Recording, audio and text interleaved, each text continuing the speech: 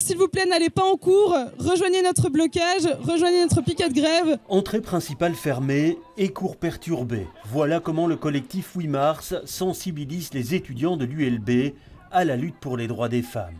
Avec des revendications spécifiques, notamment en matière de prise en charge des violences sexistes et sexuelles. Nous, on demande qu'il y ait la création d'une cellule qui soit spécialisée pour les agressions sexuelles et les agressions sexistes, etc.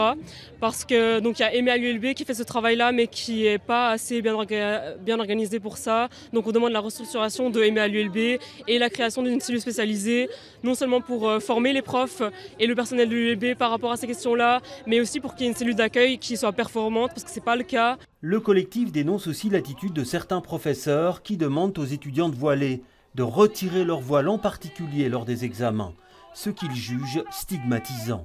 Les autorités de l'ULB affirment n'avoir reçu aucune plainte formelle à ce sujet. Et pour le reste, elles disent être à l'écoute des demandes du collectif. Je pense d'abord qu'il y a peut-être une nécessité de mieux informer les étudiants sur ce qui existe déjà, sur